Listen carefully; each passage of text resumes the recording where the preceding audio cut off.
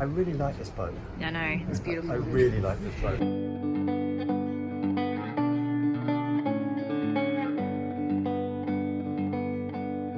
This episode we're looking at the Seawind 1600 Catamaran. It's a Rykel design, and Seawind have 30 years of experience in building catamarans. It's an Australian-based company, however they've moved their production to Vietnam. This 52-foot performance luxury catamaran, the statistics are amazing. Let's go and see if it lives up to the hype.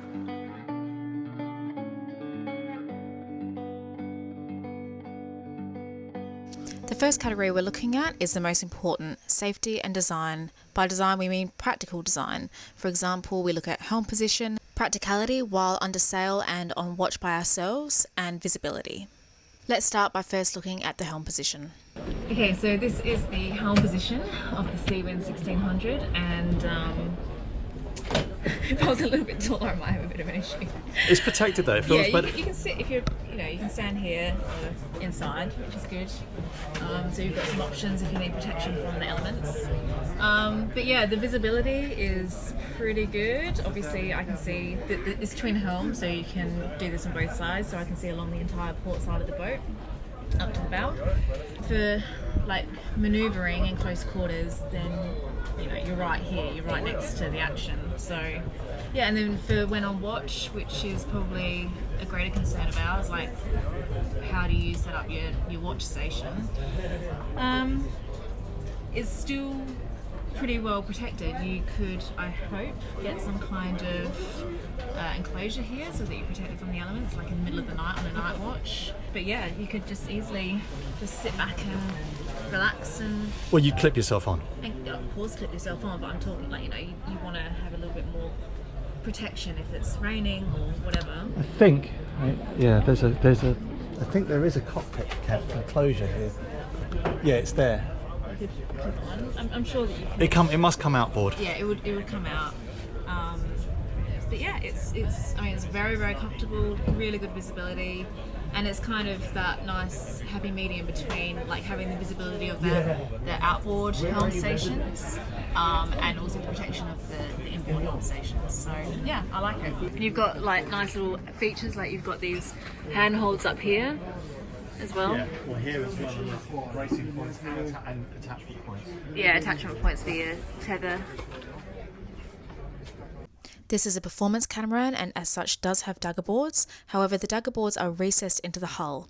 This means they're not obstructing the deck. You can move around freely without hazards, and that includes the lockers and the hatches which are flush to the deck. Additionally, all the lines lead back to the safety of the cockpit, making it safe and practical to trim and adjust your sails. That's a line run. Is it what now? It's a line, look, the line's got Oh, okay. Oh, that's nice. So this is the furling line. That's a furling line for the... I think that's for the dagger boards. No, it's not. I can see it goes to the Code Zero. Oh, okay. The Code Zero furling. This is the dagger boards. Ah, yeah. That's the dagger boards. There's a lot of really amazing features on this. And look, these are all...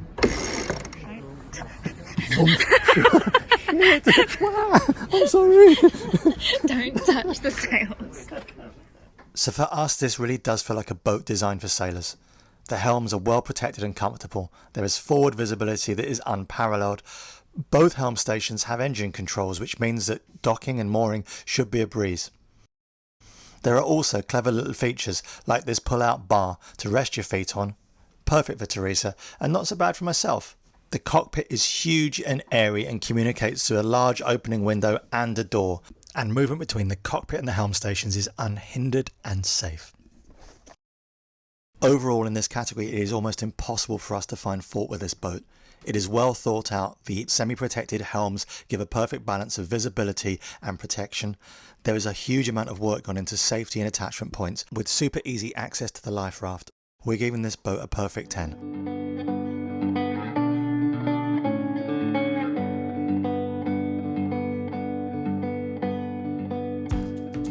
The Seawind 1600 is a Rykel design. Its hull is reinforced with Kevlar and carbon and is exceptionally strong, stiff and light.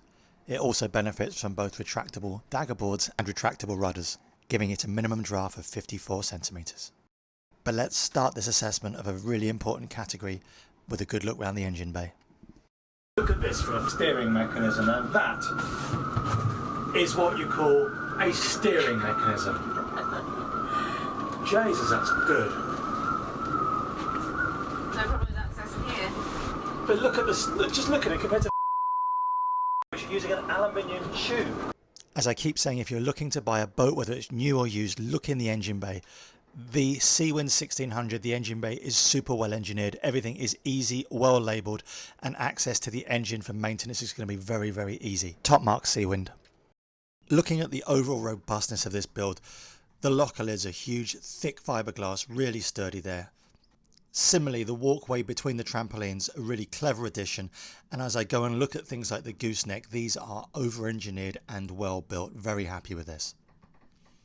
What do you think of the outside of the boat in terms of where all the lines run to and the ease of handling? And it's strange because not everything runs aft, although I'm sure that could be achieved. Look, it's well thought out. There's a lot of features that I really like. I think in the scope of looking at a boat show, you can only see so much. I think for us to consider this boat, we would have to go and see one in action, sail one, and actually spend some time with one. But thus far, everything I've seen is very positive. I'm very happy with the way this works. Although this boat, as Jay did mention, has been bought by racers. So there's a lot of carbon bowsprit, carbon mast, carbon boom, carbon sails. So it's been a big part of this boat has been spec'd up for racing. Yep. And she'll fly. Back in the cockpit, the main sheet is controlled by 2 winches with this fantastic power winch in the very centre to control all the lines. Similarly, all the lines are tailed into bins, keeping them out of the way. The cockpit joinery and cushions and stainless steel are all really high quality, and there are some really lovely little touches like this fold out table with an adjustable pedestal. The solar panels on the roof are all recessed, and there is a guttering system for collecting fresh rainwater. Again, from the point of view of a sailor, this is a really clever and useful system to have on a boat. We found the corian in the galley to be routed and of really good quality, and the cabinetry throughout was high quality veneer with solid wood edges. While I would have liked to have seen some slightly rounder edges to some of the cabinetry, I cannot fault this boat. We're going to score this boat a 9 out of 10, and that is easily achieved. Again, well done.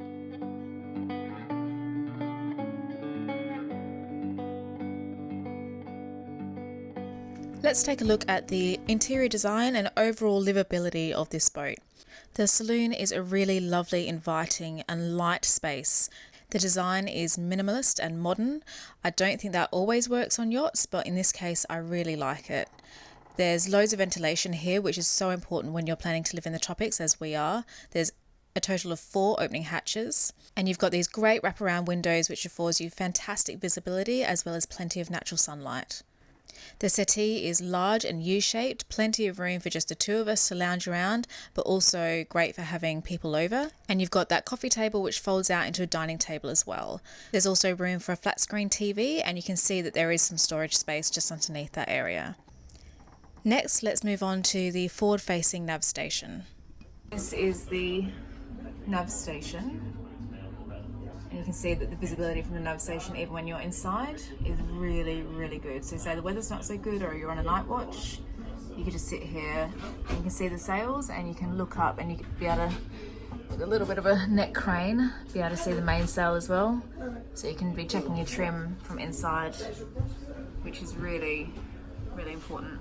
Let's move on to the galley. The galley is such an important part of every boat because, let's face it, you're in here at least 3 times a day, if not more. There is that 3-burner stove, which is fantastic, and 2 really large double sinks. They're deep and they're practical, and they look pretty good as well. There is some consideration to possible rough weather in the shape of the galley. It's enclosed, and so you could really wedge yourself in there. I know it's a catamaran, but this is still important. In terms of cold storage, you've got a 130 litre front loading fridge and a 90 litre top loading freezer. There's also an option for additional cold storage in the cockpit, which we're going to take a look at right now. You enter the cockpit through the large sliding door, and as you can see, it's a really lovely space. There's a couple of large opening lockers in the floor of the cockpit there, perfect for another storage option, and that coffee table folds out to be a dining room table as well, so that's handy. There's direct communication between the cockpit and the galley through those 3 windows. They open up completely to give fantastic ventilation. They're also ideal for when Nick makes me my afternoon cup of tea. He can just pass it directly to me in the cockpit. Communication between, that's nice. The guest hull is on the port side. There's storage on the floor there, as you can see, and there are 2 single beds in the aft cabin, which you can convert into a queen size bed if you want to. This cabin is very similar, of course, to the master cabin, which we'll go into in more detail in just a moment. One feature I really love in the cabins though are these recessed fans. That is a really neat solution to the ventilation issue. There is of course some storage for your guests. There's a cupboard here as well as some drawer storage behind the other cupboard door. And they also have this neat little shower room heads area. It's not large, but it's certainly practical. You've got your separate shower, which is a must as far as I'm concerned. Plenty of standing headroom at 2 meters. One feature I love, which just goes to show how much thought they've put into this boat, is the opaque windows that they put into the ceiling here. That prevents people who are walking along the deck being able to look down and look in to see what you're doing. And I speak from experience when I say that that is a highly embarrassing situation. The forward guest cabin is probably one of the weaker points of this catamaran. As you can see, it's small, and let's not forget that this is a 50-foot boat, so this couldn't really be called a double berth. It's definitely a single, but this is a compromise that you make when you're talking about performance catamaran. Let's take a look at the master hull. This is obviously very important for any owner. This is a performance catamaran, so the hulls are narrow. You're not going to find an island berth here, but the cabin is very comfortable and you do have plenty of ventilation. You've got a total of 4 opening hatches, as well as those recessed Caframo fans that we saw in the gas cabin. They're actually going to increase the size of the port lights. The hatches will remain the same size, but the windows will become larger, so that will give you a lot more natural sunlight in this cabin. These are clever little things. Well, they're just little touches, but they put drawers inside. So it looks cleaner. Yeah. Yeah. Yeah, I don't know, like at what point I would be sitting down at the vanity table. Well, you'd have this is a custom build. You have it turn into a desk. Yeah. You make an office out of it and put a chair there. Yeah. And I like, you know, you've got the lighting around the edges here, which is a really nice aesthetic touch. The recessed LED lighting features throughout the entire boat, and I really like it. I think it's stylish and practical. As we can see, there is storage, probably not as much as you again may expect from a 50-foot catamaran, but let's not forget this is a performance cat. The hulls are narrower and you're just not going to have that space that you have in some production boats. The master shower room is a really nice space. Again, plenty of ventilation. We expect that by now from this Seawind 1600. The head is not separate. Some people may find this a bit of an issue. I personally don't mind. And you've also got plenty of storage with mirrored cupboard doors as well. That's a nice touch. It just makes the space seem a little bit bigger. The shower is of course separate. Again, I expect this by now. There's a little bench to sit on if need be, if it's really rough, I guess. The only issue potentially is that there's not a screen for the shower. I'm sure that you can put a shower door in. Well, it's not great. It's no great problem either. It's a wet room anyway. There's a drain there. Yeah. What's in here? Washing machine. Oh, okay. I was wondering what the washing machine was.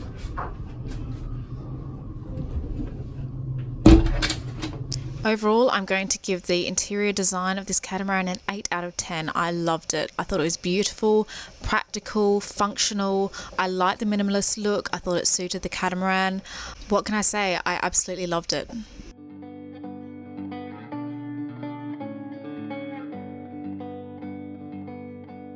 So let's look at some performance figures for the Seawind 1600. She is 51 foot 6 or almost 16 meters in length. She has a beam of 7.9 meters, which is actually fairly similar to the Lagoon 42. Also, with those retractable dagger boards and retractable rudders, she has varying drafts from 8 foot 6 to 2 foot 1. And finally, the displacement, 13 tons, so really about the same as the Lagoon 42 we reviewed last time. So the dagger boards obviously give her a much higher pointing ability, and that lightweight construction has given rise to 23 knots off the wind. That is an incredible speed. We will of course link to more information about the Seawind 1600, including the brochure and the polar diagram, in the link below. So how we're going to score the Seawind 1600? We are going to award her a 9 out of 10. It's a fantastic score yet again. There'll be a link down below to a blog post on our website detailing our scores and how we came to those scores.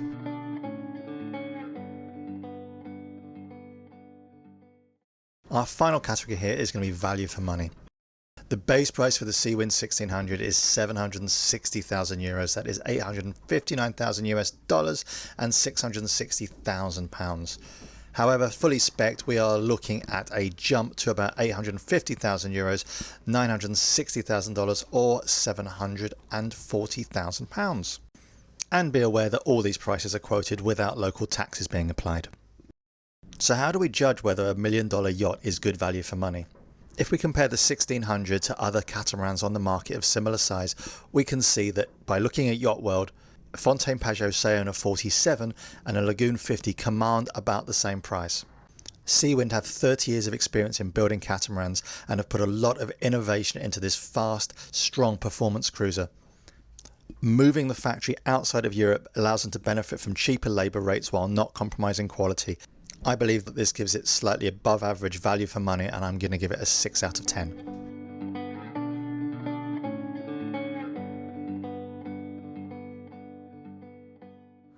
So our conclusion on the Seawind 1600. It is a beautiful boat. I think I'm going to try and keep this brief. It is a beautiful, well thought out boat. A lot of the designs in there are thought of by sailors. Yeah. It's a real sailor's boat. It doesn't have the internal volume of a 50-foot production catamaran. You do lose internal volume. You lose hull width, so you don't get these kind of opulent cabins. But to me, that trade-off is an easy one for me to take. Well, you have to make a choice, I think, between living space and performance, and it's a really stark choice, and you don't fully appreciate that set of compromises, I think, until you are going on these boats. I mean, this boat is the same length as, like, for example, a Lagoon 50. A Lagoon 50 is palatial compared to this boat. So the living space, the internal living space, is a lot less. I personally don't have a problem with that. I think that it's still a really nice space, and you still have that large cockpit, you still got that large saloon, and I like the way that the space has been laid out. So the galley, for example, communicating directly with the cockpit with those big opening windows, I think that's really sensible. I love the big U-shaped saloon, saloon with the U-shaped settee. I think that it's a space that would be comfortable to live in, even though the hulls are narrower. It's still got everything that we would need. Absolutely, and you're getting a semi-custom build catamaran, Yes, for the same sort of ballpark price as the comparative sized Lagoon, yeah, or Fontaine Pajot or Leopard. So they are all in the same ballpark price, and to me, you know, it really does. Do you want the space to kind of bob around, which is fine, you know, we've got friends that got a Lagoon 50 and it's an amazing boat, it's huge, or do you want a proven blue water passage maker that is going to get you across oceans twice as fast as the similar sized 50-foot production cat? Absolutely. That is a personal choice. I think that the design is fantastic. I am waxing lyrical about this boat. I absolutely love this boat, and I don't just love it for the fact that it looks pretty. I think that there are so many touches on this boat that were like, I can see why they've done that. You know, lines being kind of like captured in a place which is safe, like line runs going through the tow rails so that they're not tripping hazards, you know, attachment points, good solid stainless steel, you know, a galley that will hold you in place in a seaway where you can work in a way that is, you know, completely safe and encapsulated, and that forward-facing nav station which gives you almost 360 visibility. That nav station, it really, that is probably the best nav station that I've seen, because not only have you got everything around you, you've got amazing visibility, but one thing that I noticed that is sometimes forgotten about is that you can easily see not just the foresail but also your mainsail as well, so you can be keeping a really close eye on your trim. even when you're inside. And you know, for us personally, when we're making, you know, when we're on passage and we're on watch in the middle of the night, the safest place to be will be inside, and yet you can still keep an eye on everything from that beautiful that boat place. Can I just make a few comments? A couple of things that I really liked about this catamaran that kind of just pushed it over the edge of me liking it to me loving it was I love the ventilation. As I've said before, ventilation is a bit of a thing for me. I really need a boat that is well ventilated. This is the best ventilation I think I've seen of all the catamarans that we've seen so far. It was really fantastic. And just little touches, as you said, one little touch that I particularly liked was the frosted glass windows on the ceiling of the heads. Yep. So, I mean, twice I've been in a situation where I've been walking along a side deck of a catamaran and someone's been in the bathroom and I've looked down and seen them in the bathroom. One was on SV Curiosity with Jason. Yep. And it's just such a, you know, thoughtful feature that you don't have to worry about that. You know, you've got privacy there even when people are moving above. So I think that, you know, really spoke to the thoughtfulness that they put into this design. So I'm going to just run through some more positives I think that we haven't mentioned or haven't mentioned extensively, and then I want to talk about the very few negatives. So the other positives are those dagger boards. Those dagger boards are huge, but yet they're completely recessed into the hull. And also, on the dagger boards, it doesn't feel like, for example, in the Outremer, you can see where the dagger board lives, and in the Katanas, you can see where the dagger board lives. It impinges into the interior hull space, whereas in the Seawind 1600, as you're walking through the hull, you don't have to like edge around the dagger board, which is nice. Okay, let's talk about a few negatives. Yeah. There are a few, but I want to run through that. The first, which is always going to be a problem for me, is sail drives. Now, sail drives versus shaft drives, it's a big discussion. I understand that the Seawind 1600 has both retractable dagger boards and rudders, but that still leaves the sail drive exposed, so you can't just beach the thing. I haven't looked at the hull profile, and it could be that the way the hull moves means that those sail drives are completely protected, but they're not skegged, so there is no protection between the bottom of the propeller, the bottom of the sail drive, and the ground if you take to the ground. I would want to look at that, but to the best of my knowledge they're not protected, and that's something you can't do with the sail drive. So they're not skegged. I would prefer to see a sail drive there. I think if it had a sail drive, it would be a shaft. A shaft drive. It would be absolutely unbeatable. But it would be more expensive as well. Yes, it would. Second thing, these are minor quibbles. Because of the design is quite modern. There are some sharp edges or kind of not so rounded edges on the cabinetry.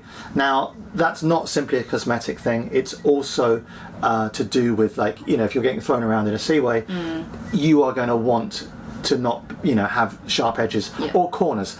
Again, it's a catamaran, so you haven't got a boat that leans and heels. No, you're not going to get thrown across like you do in this boat. But you're right, it still has to be a consideration. And the other thing on that point is that when we are underway, well, when one is underway on a performance catamaran in rough weather, because the catamaran is so much lighter than a non-performance catamaran, it could be that you're feeling that kind of those conditions a lot more, so the catamaran might be a lot bouncier, and you might be more prone to being thrown around a little bit. So it might be that those sharp edges do pose more of a hazard than in, for example, I don't know, like a Fontaine Pajot, which is heavier and you're not going to get thrown around so much. That said, we've not done any sea trials on this boat yet, so we don't know. But we'd love to. And I'm just going to correct you there. They're not, and I'll probably correct myself as well, they're not sharp edges. They're just corners. Sharp edges is kind of like a little bit like there's a knife sticking out. It's not. They're just, their corners are not round. They're not. I'd like to see them a little bit more rounded. Yeah. But I think, you know, minor issue. Very, really minor. And to summarise,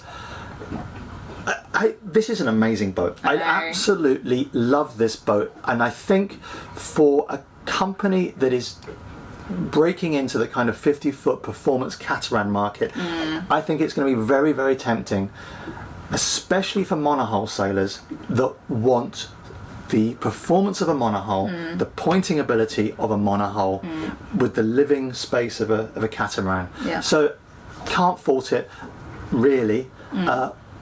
Yeah, brilliant. I mean, it will be interesting when we review the Outremer 51. Yes. Because I think the Outremer 51, Outremer is very quickly becoming more of a like household name in sailing circles for obvious reasons. And I think that we have seen the Outremer 51. That's going to come up in one of our future videos. And that's the Seawind 1600's closest competitor. Yes, absolutely. So it will be interesting having a look at the two side by side. And I think what we'll do is when we put that video out, we'll probably put another video out, Yeah. or we'll put like something at the end of the Outremer 51 video comparing these two, Yeah. because these two, They're very literally, similar. they come out of similar stables, and that's their competition. Yeah. So yeah, interesting. A beautiful boat, as I said. We're excited about this one, you can probably tell. Yeah, pretty nice. Okay, so listen, thank you so much for watching. Again, we are going to be bringing out a lot more of these comparative catamaran reviews. So there's some descriptions down below on this video, which will indicate and give you the brochure for the Seawind 1600, the polar diagram for the Seawind 1600. So a lot more information. And again, check us out. This is what's coming up next over the next couple of weeks. Hope you enjoyed it. Bye. Bye.